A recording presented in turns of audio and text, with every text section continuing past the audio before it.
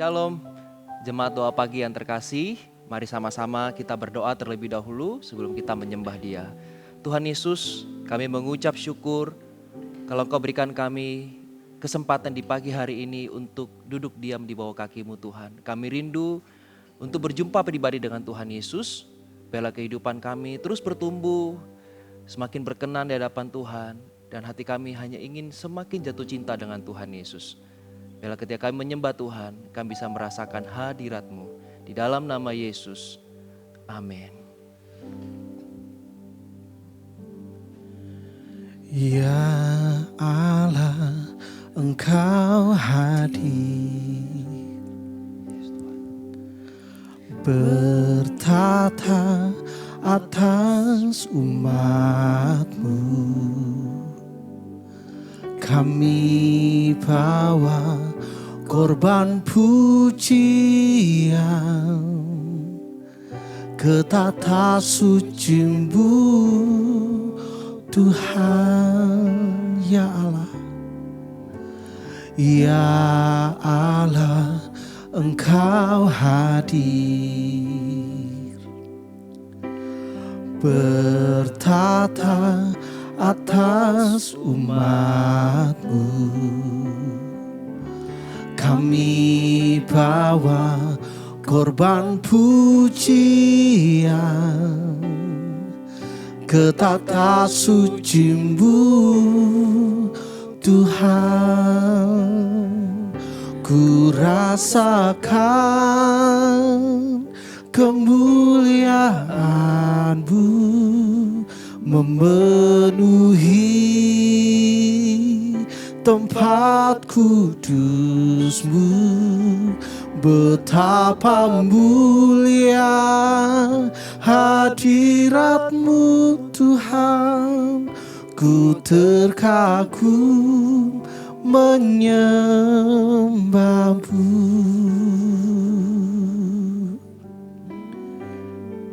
Ya Allah, ya Allah, Engkau hadir,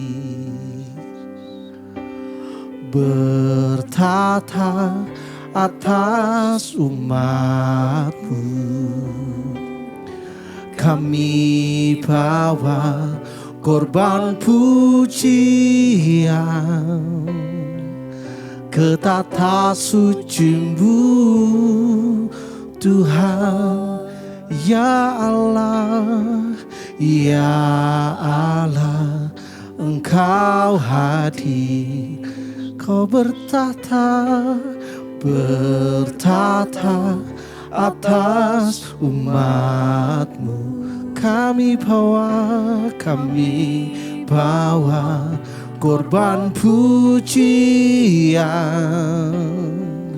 ke tata suci-Mu, Tuhan. Ku rasakan kemuliaan-Mu memenuhi tempat kudus-Mu. Betapa mulia hadirat-Mu, Tuhan. Ku terkagum menyembah-Mu. Ku rasakan kemuliaan-Mu memenuhi tempat kudus-Mu. Betapa mulia hadirat-Mu, Tuhan.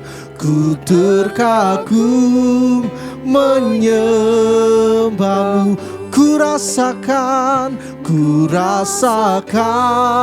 oh, kemuliaan-Mu memenuhi tempat kudus-Mu. Betapa mulia hadirat-Mu, Tuhan. Ku terkagum menyembahmu.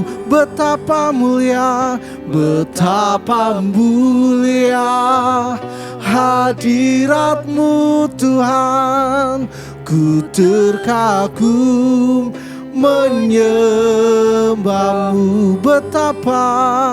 Betapa mulia hadirat-Mu Tuhan. Ku terkagum menyembahmu.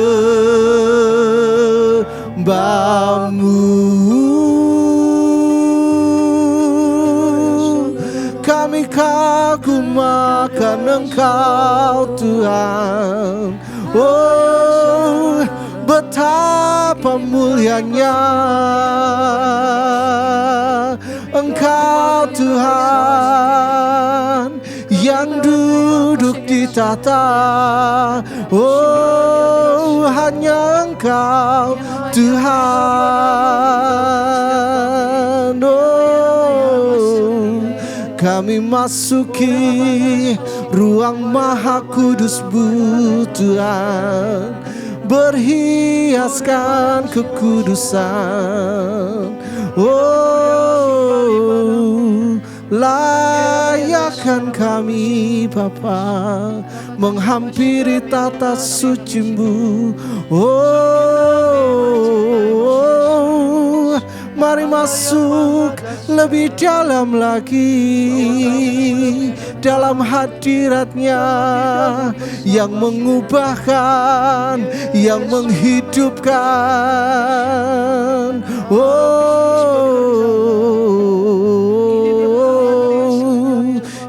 kiri adalah mayana she, kiri adalah mayana shikiria, kiara lamayana shikira. Oh, we worship you. Kiriara lamayana shikira.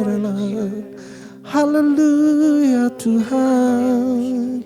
Kiriara lamayana shikire. Oh, betapa manisnya Engkau Tuhan. Kiriara lamayana shikira lamayana shikira.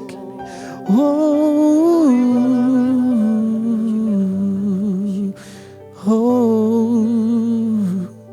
kami takkan berhenti Tuhan mengagungkan nama-Mu Tuhan, menyembah-Mu Tuhan. Dalam kekaguman kami akan-Mu Bapa. Oh, ku kagum hormat akan Engkau. Ku kagum hormat akan Engkau. Kau Allah yang layak dipuji. Ku kagum akan Engkau. Ku kagum hormat akan Engkau. Ku kagum hormat akan Engkau. Kau Allah yang layak dipuji. Ku kagum akan Engkau. Kami kagum akan-Mu Tuhan. Oh, ku kagum hormat akan Engkau. Ku kagum hormat akan Engkau. Kau Allah yang layak dipuji.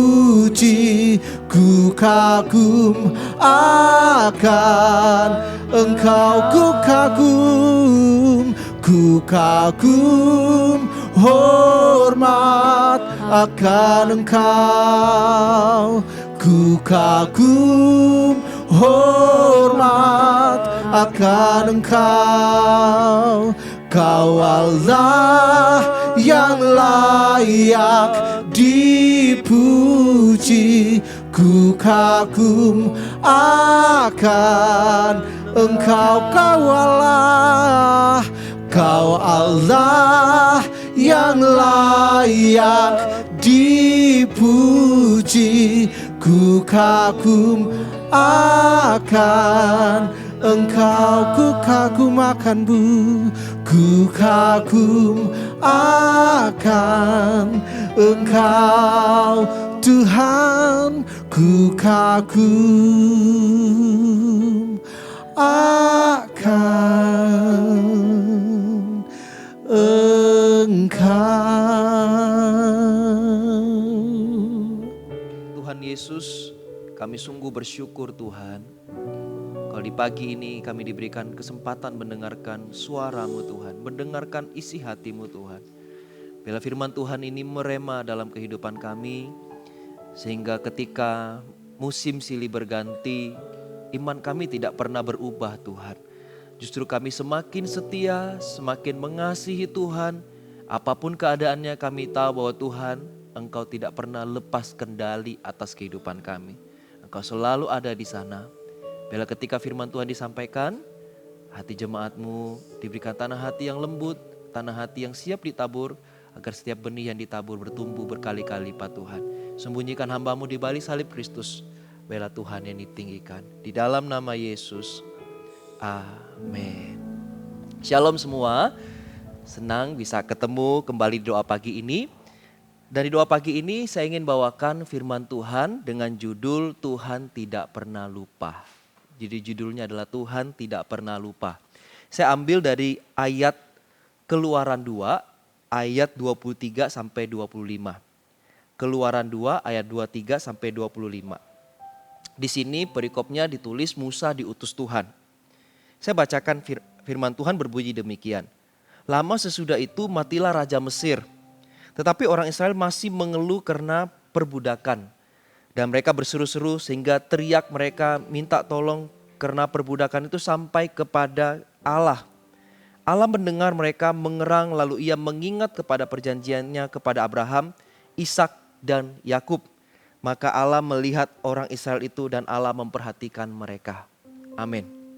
Saya kasih sedikit dulu gambaran dari kisah ini. Jadi waktu itu bangsa Israel adalah salah satu bangsa yang sangat dihargai dan dihormati di Mesir pada waktu itu. Karena Yusuf diberikan satu posisi yang sangat penting, jadi orang nomor 2 di Mesir. Tapi keadaan saat itu setelah Raja Mesir berganti, kemudian Yusuf sudah tidak ada lagi di sana, keadaan bangsa ini berubah 180 derajat.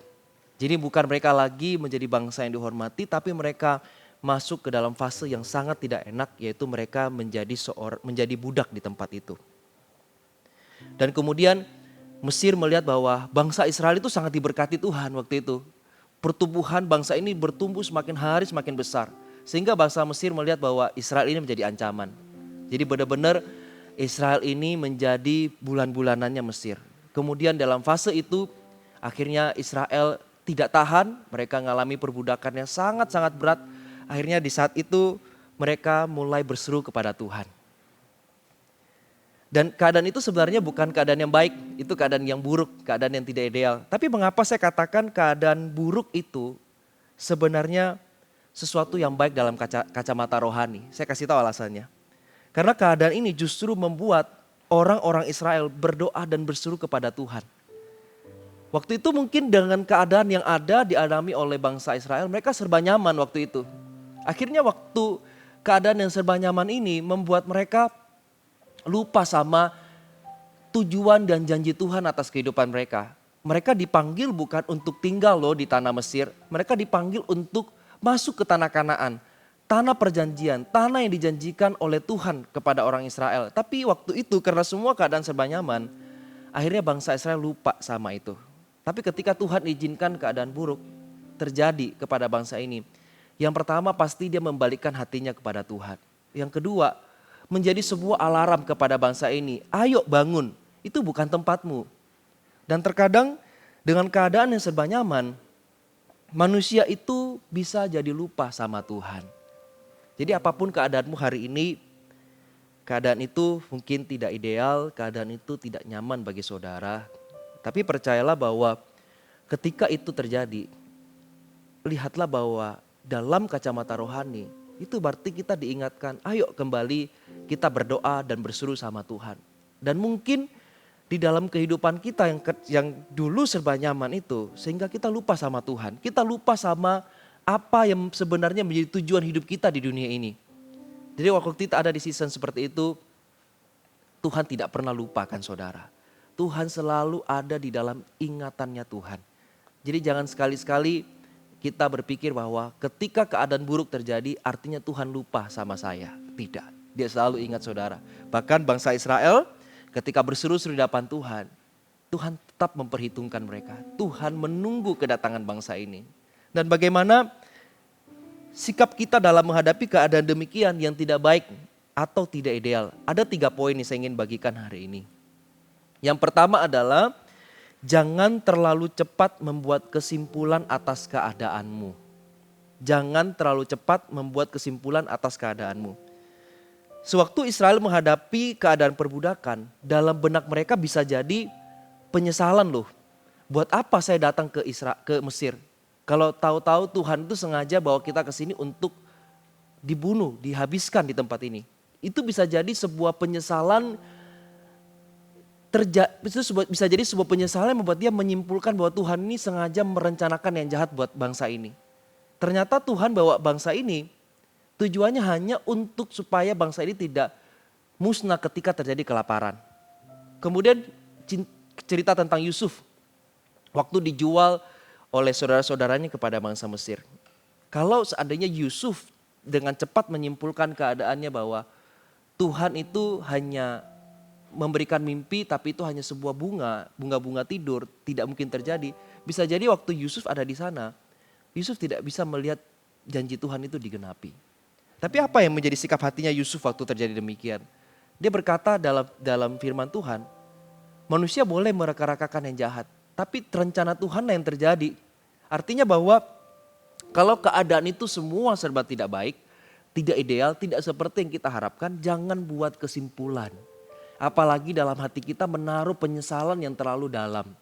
Karena waktu kita menyesal, akhirnya kita larut dalam perasaan kita dan kita tidak bisa move on. Tapi cobalah lihat dalam perspektifnya Tuhan. Apa yang Tuhan inginkan? Apa yang mungkin luput dari diri kita yang mungkin selama ini kita tidak sadar kita semakin jauh sama Tuhan. Itu yang membuat kita ingat kembali, oh iya Tuhan aku gak boleh larut loh dalam keadaan ini. Penyesalan boleh di awal karena namanya kalau kita buat satu kesalahan pasti ada rasa kita tuh guilty, ada rasa salah. Tapi bukan berarti penyesalan itulah yang menjadi modal untuk kita menjalani hidup sama Tuhan. Di firman Tuhan dikatakan demikian. Yohanes 13 ayat 7. Jawab Yesus kepadanya, apa yang kuperbuat engkau tidak tahu sekarang. Tetapi engkau akan mengertinya kelak. Tuhan kasih tahu kepada kita bahwa segala sesuatu di dunia ini kita tuh gak bisa mengerti semuanya di awal. Ada sesuatu yang nanti setelah kita jalani kita mengerti, oh iya Tuhan. Dulu waktu kejadian itu ternyata saya diubahkan. Dulu saya adalah orang yang sangat tidak sungguh-sungguh. Dengan kejadian ini saya sekarang lebih sungguh-sungguh sama Tuhan. Prioritasku mulai tersusun dengan rapi. Dulu Tuhan tidak ada dalam list prioritasku karena kesibukan lah atau apa yang terjadi dalam kehidupan kita sehingga Tuhan itu tidak lagi jadi prioritas. Tapi karena ada keadaan yang tidak ideal terjadi, kita mulai berpikir bahwa oh iya ya, dulu aku ini jauh dari Tuhan. Aku mulai meninggalkan Tuhan. Dan hari ini karena keadaan seperti ini, hidup saya terbangun. Kembali memprioritaskan Tuhan sebagai nomor 1 dalam kehidupan saya. Bayangkan kalau kita dalam perjalanan, karena kita tidak mengerti semuanya dan kemudian waktu terjadi itu kita mengintrospeksi diri kita. Lihat apa yang mungkin salah. Tapi jangan diam dan berhenti dalam penyesalanmu. Berjalanlah dan percayalah waktu ada masalah atau diizinkan sesuatu yang tidak baik, tidak ideal. Itu sebuah pilihan. Apakah kita memilih untuk jalan semakin dekat sama Tuhan, berharap kepada Kristus, ataukah kita memilih untuk mundur, meninggalkan Tuhan? Itu sebuah posisi hati kita yang kita bisa tentukan. Mungkin sekarang kita akan masuk di penghujung tahun 2024. Masuk ke tahun depan. Apakah kita mau melangkah dengan penyesalan? Apakah kita melangkah dengan kesimpulan-kesimpulan pribadi kita yang merasa bahwa Tuhan tidak menyertai saya? Itu sudah salah. Kita ubah paradigmanya. Kita ubah cara berpikirnya. Tapi mulai hari ini, lepaskan semua itu. Jalan sama Tuhan, mendekatlah pada Kristus. Dan semua yang terjadi, kalau Anda belum mengerti, jangan paksa diri Anda untuk mengerti semuanya. Karena Tuhan pasti akan memberitahu itu kelak kepadamu. Dan nanti waktu kamu tahu semua itu, dan kamu menoleh ke belakang, oh iya, semua ini ternyata seperti dikatakan Roma 8:28 mendatangkan kebaikan buat saya. Mendatangkan kebaikan dan membentuk saya kepada Tuhan dan iman saya menjadi dewasa rohani. Jadi jangan hidup dalam penyesalan, jangan cepat-cepat buat kesimpulan atas hidupmu. Kalau itu terjadi tidak seperti yang kamu harapkan. Sekali lagi, kalau itu diizinkan terjadi, justru jangan mengeluh, ya. Jangan mengeluh, jangan keluarkan kata-kata menyalahkan diri sendiri, dan apalagi menyalahkan Tuhan. Tapi pilihlah punya sikap hati yang tetap bersyukur dan semakin dekat sama Tuhan. Ini sebuah pilihan. Jadi kalau kita mengalami ini, pilihlah hati yang tetap mengucap syukur. Pilihlah punya sikap hati yang mau terus dekat sama Tuhan, mendekat dan melekat sama Tuhan.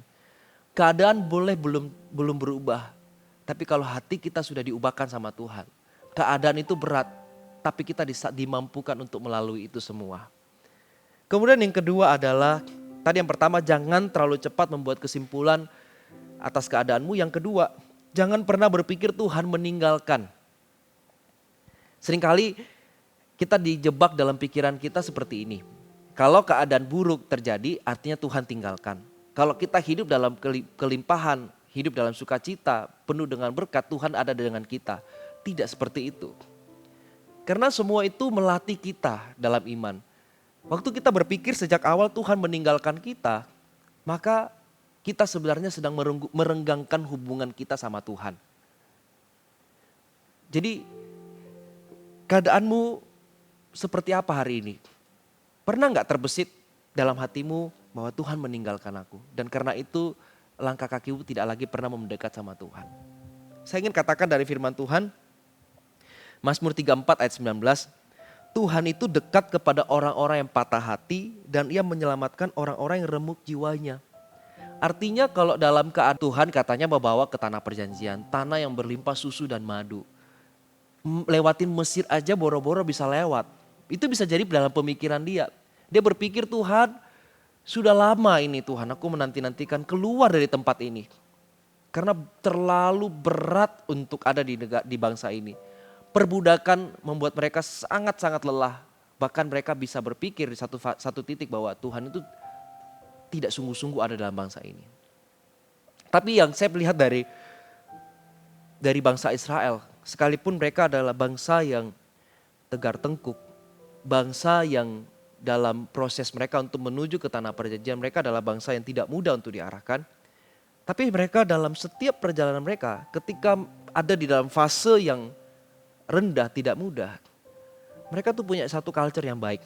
I think kita perlu sebagai orang-orang Tuhan, anak-anak Tuhan untuk mengikuti itu. Yaitu jangan pernah berpikir Tuhan meninggalkan, berserulah kepada Tuhan. Karena keadaan itu selalu menyeret kita untuk meninggalkan Tuhan. Tapi kalau hati kita memilih untuk tetap setia, dalam pikiran kita tahu bahwa Tuhan tidak pernah meninggalkan kita, maka di saat kita dalam masalah, Mazmur 34 ayat 19 akan sungguh-sungguh menjadi rema yang nyata. Tuhan justru semakin terasa begitu dekat, mendekap saudara, memeluk saudara, bahkan memberikan kekuatan kepada Anda. Sehingga ketika melewati masa-masa sulit itu, Anda seperti dalam satu masa mengalami kasih mula-mulanya Tuhan. Banyak saya dengarkan kesaksian orang-orang ketika dia ada dalam masalah keluarga, yang pernikahannya sudah di ujung perceraian. Kemudian ada yang punya masalah dengan anaknya ataupun seorang juga punya masalah mental atau punya masalah apapun itu. Ketika mereka berdoa, mereka tuh bisa merasakan pelukan Tuhan tuh lebih real, lebih kenceng. Karena waktu kita merasakan kita ditinggalkan orang-orang dalam tanda kutip atau kita merasa kesendirian, Tuhan itu terasa lebih dekat dengan kita. Suaranya tuh lebih jelas terdengar. Dan bahkan kita begitu mudah merasakan Tuhan itu mengasihi kita. Jadi saya ingin katakan, nikmatilah situasi yang saat ini mungkin menurut orang-orang itu tidak ideal, tidak baik. Nikmatilah, karena fase itu akan menolong kita untuk mengerti bahwa ikut Tuhan itu memang tidak selalu indah jalannya. Tapi yang pasti Tuhan itu menyertai. Tuhan tidak pernah melupakan, bahkan meninggalkan saudara. Kalau sampai ada pernah pemikiran bahwa Tuhan meninggalkan saudara karena keadaan tidak baik, saya percaya bahwa itu adalah suaranya iblis. Itu suara dari si jahat supaya merusak hubungan Anda dengan Tuhan. Dan saya mau kita semua ketika masuk ke dalam tahun yang baru, kita tidak boleh punya pikiran bahwa Tuhan meninggalkan kita karena keadaan yang tidak baik. Tapi masuklah di tahun depan, tahun 2025, dengan satu iman keyakinan bahwa apapun yang terjadi dalam kehidupanku, yang saya percaya dengan iman bahwa Tuhan tidak pernah meninggalkan aku sedetik pun. Itulah yang akan membedakan Anda, orang yang sungguh-sungguh hidup dalam Tuhan, ketika menghadapi masalah, dengan orang yang tidak punya pengharapan. Anda selalu punya pengharapan dalam Tuhan. Jangan pernah berpikir bahwa Tuhan meninggalkan saudara. Tapi Tuhan senantiasa ada di sisi kanan Anda. Berjalan bersama dengan Anda melalui setiap fase dan musim kehidupan. Dan yang ketiga, tadi poin pertama, jangan terlalu cepat membuat kesimpulan atas keadaanmu. Yang kedua, jangan pernah berpikir Tuhan meninggalkan. Yang ketiga, jangan cari pertolongan lain di luar Tuhan. Wow, ini gak mudah sekali apalagi orang yang belum sungguh-sungguh dewasa rohani dalam Tuhan. Ini yang saya lihat dari bangsa Israel. Dia gak bisa ngapa-ngapain gitu. Yusuf sudah tidak ada, dia mau berharap sama siapa? Tapi waktu dia memilih untuk berseru sama Tuhan, saya percaya itu adalah satu keputusan yang sangat baik. Waktu Yusuf sudah tidak ada di sana, saya juga percaya bahwa Tuhan sudah mengatur sedemikian rupa supaya bangsa ini tidak bergantung kepada manusia. Supaya bangsa ini tidak bergantung pada koneksi. Ingat, kita manusia ini selalu bangga kalau kita punya koneksi. Kalau ada dalam masalah, beberapa dari kita mungkin yang pertama kita telepon adalah koneksi kita. Cari tahu bagaimana caranya untuk bisa melewati ini. Tapi kita lupa kadang-kadang masalah itu harusnya pertolongan pertama itu adalah Tuhan. Jangan cari pertolongan di tempat lain. Cari Tuhan dulu. Mungkin beberapa dari orang berpikir, gimana ya, masalah sudah berat, masa cuman berdoa? Iya, bukan berarti kita tidak melakukan apa-apa. Tapi yang paling pertama kalau kita berseru sama Tuhan dulu. Kita teriak minta sama Tuhan dulu. Nanti Tuhan akan kirimkan orang yang tepat di waktu yang tepat supaya menolong Anda untuk berjalan melewati masalah itu. Jangan berpikir cari di tempat lain. Apalagi kalau ada yang sakit, udah mulai berpikir, oh iya aku cari pengobatan alternatif. Cari pertolongan dengan ilmu lain di luar Tuhan. Mungkin orang katakan ilmu putih untuk menyembuhkan. Jangan lakukan itu. Jangan menomorduakan Tuhan karena masalah atau keadaanmu yang tidak ideal. Tapi tetaplah berseru di hadapan Tuhan. Karena Tuhan itu tidak pernah mengabaikan doa dari anak-anaknya. Seakan-akan doa anak itu adalah prioritas di mata Tuhan. Jadi jangan sampai kita di satu titik merasa bahwa kita harus cari pertolongan di luar Tuhan. Apalagi mencari itu dengan kuasa si jahat. Jangan lakukan itu. Tetaplah memilih untuk berseru-seru di hadapan Tuhan sampai Tuhan melakukan mujizatnya atas kehidupanmu. Nanti Tuhan akan selalu mengatur timingnya untuk membawa Anda lewati musim itu. Jangan wondering di hati, kapan Tuhan, kapan Tuhan. Ketika kita hanya fokus tanya kapan, kapan, dan kapan. Akhirnya di hati kita penuh dengan kegelisahan, kekhawatiran kapan Tuhan ini selesai. Bayangkan kalau setiap hari kita hidup dalam kegelisahan, kita nggak pernah bisa menikmati namanya kasih karunia Tuhan. Ada fase di mana kita melakukan bagian kita, ada satu masa Tuhan yang melakukan bagiannya. Jangan dipaksa. Serahkan sama Tuhan. Tetaplah berdoa, tetaplah berseru. Ada satu ayat yang sangat pendek di 1 Tesalonika 5 ayat 17. Tetaplah berdoa, tetaplah berseru. Anggaplah di dalam semua pilihanmu yang harus kamu lakukan, di list pertamamu harus doa dulu. Jangan pernah berpikir, wah langsung koneksi ini. Langsung kalau ada masalah ingat Tuhan dulu. Nanti sisanya Tuhan kasih yang orang-orangnya yang menolong Anda. Jangan pikir siapa yang bisa tolong Anda. Pikirlah hanya Tuhan yang bisa menolong Anda. Karena itu akan mengubah cara kita ikut Tuhan. Kalau kita selalu berpikir Tuhan adalah salah satu alternatif, maka Tuhan bukanlah satu-satunya jalan untuk menolong saudara. Jadi kalau keadaan itu tidak ideal, jangan tergesa-gesa. Jangan cari pertolongan di luar Tuhan. Tapi justru semakin kuatlah berseru. Bahkan waktu bangsa Israel berseru di hadapan Tuhan, dikatakan, maka Allah melihat orang Israel itu dan Allah memperhatikan mereka. Artinya apa? Setiap kita bisa mengalami musim yang tidak baik, tidak ideal. Tapi yang pasti ketika anak-anak Tuhan punya satu keyakinan, conviction di hati, bahwa Tuhan itu selalu menaruh kita dalam hatinya, maka sebenarnya tidak ada di dunia ini yang perlu kita cemaskan berlebihan. Apalagi kalau kita masuk ke tahun depan, jangan bawa lagi beban-bebanmu. Tanggalkanlah, belajarlah untuk percaya, belajarlah untuk berserah sama Tuhan. Dan engkau akan melihat bahwa Tuhan itu indah sekali waktu menyelesaikan semua dalam kehidupan Anda. Dan Anda melihat bahwa, oh iya ya Tuhan, seandainya dari dulu aku seperti ini sikap hatinya. Tahu bahwa Tuhan tidak pernah lupa. Maka saya akan selalu menjadi anak yang berjalan dengan Bapa. Tidak pernah punya yatim piatu rohani. Saya akan tutup dengan satu ayat.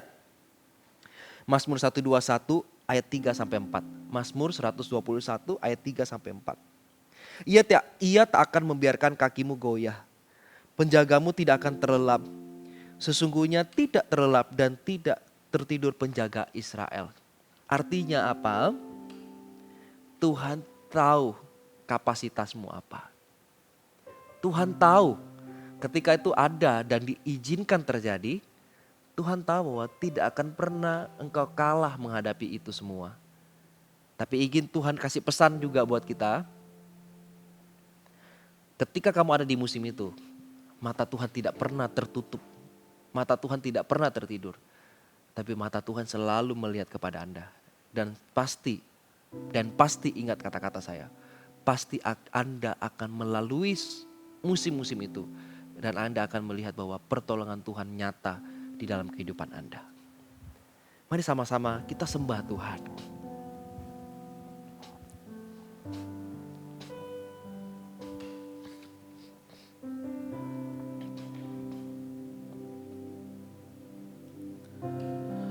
Aku mau percaya karena kasih setiamu, hatiku bersorak karena penyelamatanmu. Aku mau bernyanyi kepada Tuhan Yesusku, karena Dia telah berbuat baik kepadaku.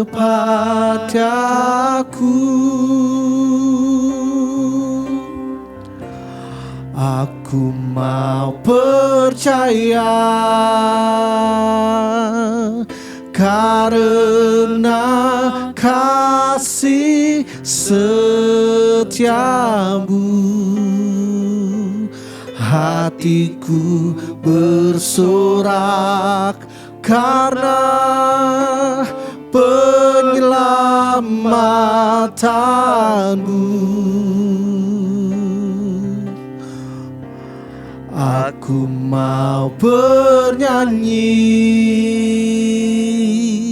kepada Tuhan Yesusku, karena Dia telah berbuat baik kepadaku. Bolehkah ketika kita menyanyikan lagu ini, kita nyanyi dengan penuh iman. Aku mau percaya Tuhan. Aku mau percaya kalaupun keadaan belum berubah. Tapi aku percaya bahwa Tuhan, Engkau beserta denganku. Engkau tidak pernah meninggalkan aku. Dan aku percaya bahwa aku akan keluar sebagai pemenang. Keluar dan masuk ke dalam tanah perjanjian, di mana Tuhan menjanjikan atas hidup setiap kita. Mari sama-sama kita nyanyi dengan iman, kita katakan, aku mau percaya kepada Tuhan Yesus. Aku mau percaya karena kasih setiamu. Hatiku bersorak karena penyelamatanmu. Oh, aku mau bernyanyi kepada Tuhan Yesusku, karena Dia telah berbuat baik kepadaku. Aku mau percaya, aku mau percaya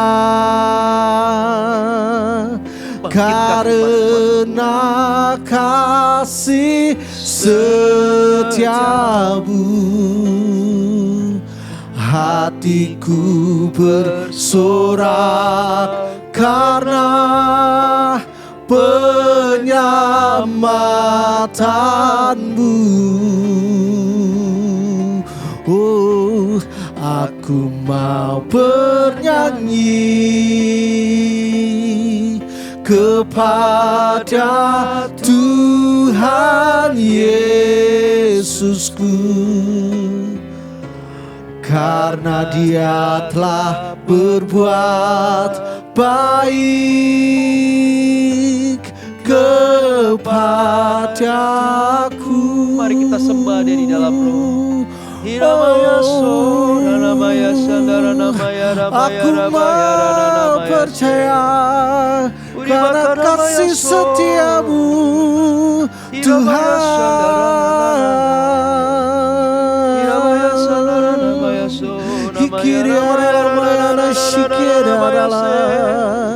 Kiara la mayana shikiara ya la mayana so.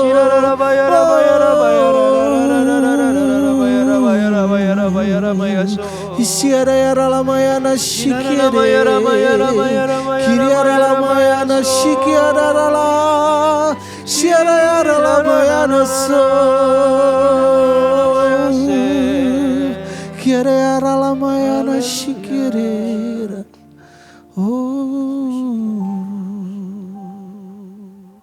Mungkin Anda adalah salah satu orang yang dulu hidupnya semua serba baik, serba enak, serba nyaman.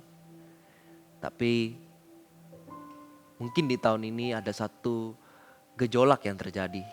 Mungkin dalam keuangan atau keluarga Anda. Sehingga hidup Anda itu berubah 180 derajat. Terasa hidup itu susah, berat sekali. Saya ingin kasih tahu kepada Anda. Jangan tinggal lagi dalam penyesalanmu. Jangan cepat menyimpulkan keadaanmu. Jangan cepat berpikir bahwa Tuhan meninggalkan saudara. Tuhan masih memperhitungkan seruan dan doamu. Bolehkah kalau itu adalah saudara, Anda taruh tangan kanan Anda di hati Anda seperti ini. Saya percaya bahwa Anda akan masuk di tahun 2025 dengan hati yang berbeda. Dan Anda melihat bahwa Anda akan menang di dalam segala keadaanmu. Situasi boleh berat, tapi yang pasti, kalau musim itu Tuhan izinkan, bukan berarti Tuhan meninggalkan saudara. Tuhan tidak pernah lupa akan Anda. Dan bukan berarti Tuhan menghukum Anda. Tapi Tuhan akan bawa Anda naik level ke dalam satu musim iman yang baru. Bolehkah saya berdoa bagi Anda? Tuhan Yesus, berdoa bagi jemaat-Mu. Kalau mungkin ada beberapa dari Anda, dari mereka Tuhan, pernah adalah orang-orang yang hidup dalam kelimpahan, hidup dalam semua serba kecukupan. Tapi hari ini mungkin karena keadaan berubah 180, akhirnya dengan keadaan yang berubah itu, keadaannya berubah 180 derajat. Semua hidupnya serba sulit, serba susah. Kemudian dalam hati banyak penyesalan Tuhan. Hamba berdoa agar setiap dari jemaat-Mu hari ini mereka menemukan kembali pribadi Yesus. Terimalah setiap pertobatan mereka Tuhan. Terimalah setiap seruan hati anak-Mu Tuhan. Karena kami tahu bahwa Engkau adalah Allah yang terlebih rindu akan kehadiran dan kedatangan setiap anak-anak-Mu Tuhan. Berdoa ketika mereka let go, mereka lepaskan semua di dalam hati mereka. Kegagalan, penyesalan di masa lalu. Dan mulai menatap ke depan, melihat kepada Kristus. Di dalam nama Yesus, setiap daripada mereka Tuhan akan dibawa Tuhan masuk ke dalam tanah perjanjian itu. Kehidupan dari mereka satu persatu akan mengalami pemulihan demi pemulihan. Sehingga ketika mereka melangkahkan kaki di tahun yang baru, mereka melangkahkan kaki dengan penuh keyakinan bahwa tahun 2025 akan menjadi tahun kemenangan bagi mereka. Akan menjadi tahun akil balik, perubahan yang sejati. Kalau dulu kalah, di tahun depan mereka akan mengalami kemenangan di dalam Kristus. Dan juga hamba berdoa bagi beberapa orang di tempat ini, ketika mereka nonton doa pagi ini, mungkin beberapa dari mereka adalah orang-orang yang sudah lama meninggalkan Tuhan karena merasa Tuhan tidak pernah mendengarkan doa mereka. Kalau kau hadir hari ini, kau gak perlu malu di hadapan Tuhan. Justru saya percaya bahwa ini adalah momen engkau kembali bangun hubunganmu dengan Kristus. Hamba berdoa Tuhan bagi setiap daripada anak-anak-Mu Tuhan yang mungkin sudah lama meninggalkan Tuhan karena berpikir Tuhan lupa dengan mereka. Karena Tuhan seakan-akan belum menjawab mereka, akhirnya mereka kecewa. Hari ini Tuhan, biar menjadi momen mereka berjumpa pribadi. Hati mereka dilembutkan. Hati mereka kembali merasakan pelukan kasih Kristus. Sehingga ketika mereka berjumpa pribadi dengan Tuhan di pagi hari ini, orang yang sudah lama jauh dari Tuhan mulai kembali jalan mendekat kepada Kristus. Jalan mendekat dalam pelukan Tuhan. Sehingga mereka ditemukan menjadi orang-orang yang akan mengalami perjumpaan pribadi. Kasih mula-mula itu terjadi seperti pertama kali mereka kenal Tuhan Yesus. Berkati jemaat-Mu Tuhan, urapi Tuhan setiap dari mereka. Engkau perhitungkan iman setiap dari kami Tuhan. Kalau keadaan tidak baik, tidak ideal, tidak seperti yang kami harapkan. Apapun musim yang harus dilalui oleh setiap umat-Mu Tuhan. Yang kami yakin dan percaya bahwa Tuhan terlebih dahulu sudah ada di depan. Maka Tuhan akan bawa kita juga semua berjalan dalam masa depan yang penuh dengan pengharapan. Masa depan yang kami bisa melihat bahwa Tuhan itu beserta dengan kami. Kalau hari ini suara-suara yang seringkali membuat kita hidup dalam tuduhan. Mungkin beberapa orang berpikir mungkin karena kamu dosa ini dosa itu. Hari kita tidur di dalam tuduhan demi tuduhan, itu judgment itu masuk dalam diri kita. Hari ini lepaskan semua, kembali arahkan pada Kristus. Engkau akan melihat masuk di tahun depan penyertaan Tuhan yang sempurna atas hidupmu. Materaikan Tuhan dalam kehidupan setiap umat-Mu. Mari kita angkat kedua tangan kita untuk terima berkat Tuhan. Berjalanlah semakin hari semakin kuat. Berjalanlah dengan iman dalam Kristus. Dalam setiap musim kehidupanmu, yang pasti Tuhan selalu ada bersama denganmu. Tuhan tidak pernah lupa akan setiap anaknya. Tapi Tuhan di dalam waktunya, Dia akan membawa engkau melewati itu semua sebagai pemenang. Bahkan lebih dari pemenang. Dan engkau akan berkata, Tuhan selalu beserta denganku. Bawalah berkat yang terbaik dari Allah Bapa, kasih setia dari putranya Tuhan Yesus Kristus, dan pengurapan Allah Roh Kudus yang akan menyertai langkahmu dari sekarang sampai selama-lamanya. Di dalam nama Tuhan Yesus. Yang terima berkat Tuhan sama-sama katakan, amin. Sampai jumpa di doa pagi berikutnya. Tuhan Yesus memberkati.